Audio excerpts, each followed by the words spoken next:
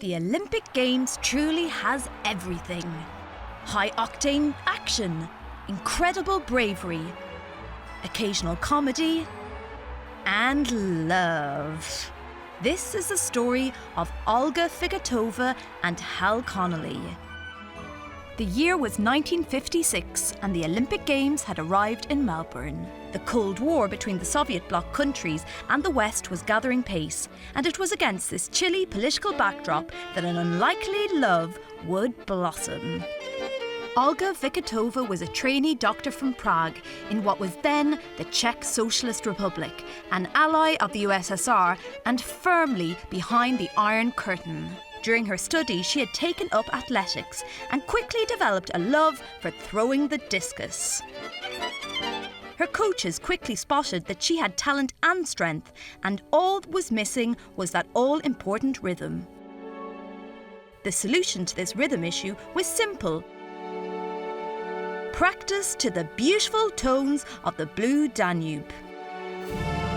Olga's trick worked, and in 1955 she was showing such promise that Russian discus legend Nina Romashkova, the reigning Olympic champion and Olympic record holder, decided she would join her coaching team to take her to the next level.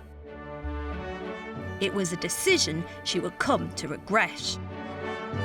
Both women qualified for the Games, and when it came to the business end of the discus competition, it was a case of master versus the apprentice.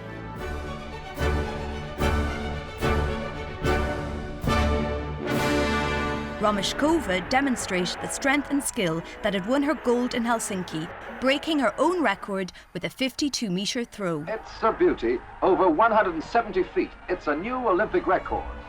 Olga's first 4 throws were good, but not good enough, and as she took to the circle for the 5th and final time, she was in 2nd place. She had, however, been paying attention to the master. Olga Figotova, Hazelite student from Czechoslovakia, spins the discus 176 feet, 1.5 inches, smashes the minutes-old record of Nina, and becomes the first athletic gold medalist at Melbourne. Gold for Olga. It was a fairy tale. But what sort of fairy tale doesn't have a Prince Charming? Olga was about to meet hers.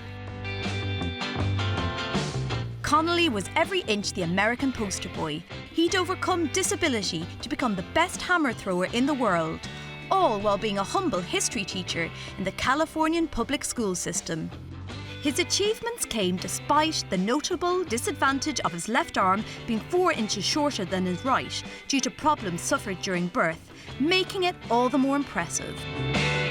Heading into his final throw, Connolly had work to do, but just like a star-crossed lover, he was saving his best until last. Connolly of America winds up.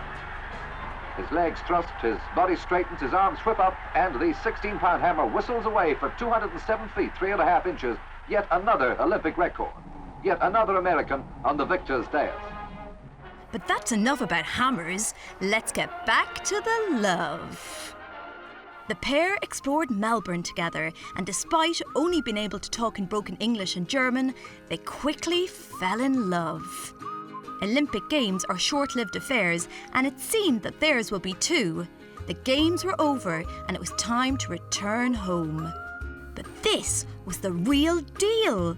They soon made plans to marry. For Olga, this wasn't straightforward. Her government opposed the marriage, and they even suggested she wouldn't be allowed to represent her country again. Much to the delight of just about everyone, the wedding went ahead, and the pair set up home back in America. Sadly, it turned out the Czech government wasn't bluffing. They followed through with their threat. Olga would never represent her home country again. There was, however, the traditional happy ending. The Americans loved Olga and welcomed her as one of their own.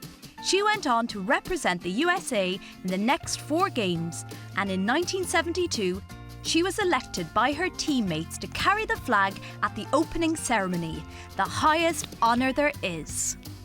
It was the perfect ending to the perfect love story, all courtesy of the Olympic Games.